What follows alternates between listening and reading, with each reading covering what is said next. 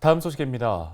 한국은행이 올해 들어 5차례 연속 기준금리를 인상했습니다. 지난 2012년 이후 10년 만에 3%대로 올라선 금리에 도내 부동산 시장도 빠르게 얼어붙고 있습니다. 보도에 전소연 기자입니다. 강원도 부동산 시장은 지난 2년간 큰 인기를 끌었습니다.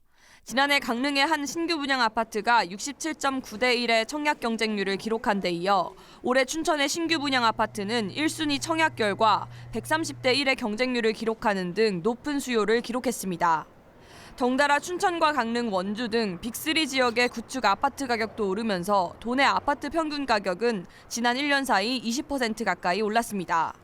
하지만 최근 도내 부동산 시장은 빠르게 침체되는 분위기입니다.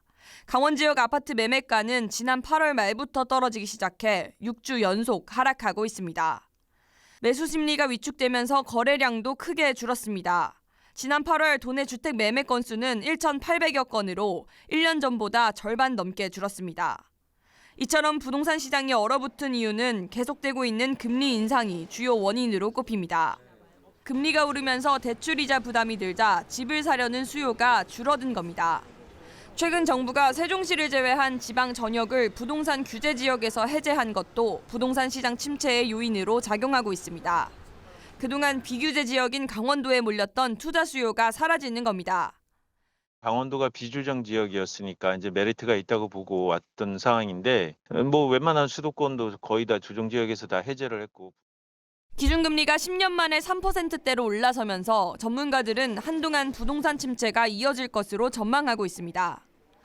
당분간 계속 이런 식으로 이제 금리를 올린다고 하면은 이제 보통 금리가 이제 좀 약간 시차를 두고서 또 부동산 시장에 영향을 준다고 하거든요. 현재 추세로 봐서는 거의 내년 정도까지도 이렇게 부동산 시장이 좀 침체될 수도 있고. 전문가들은 정부의 물가 안정 기조가 지속되고 있는 만큼 향후 기준금리가 더 오를 가능성에 무게를 두고 있습니다.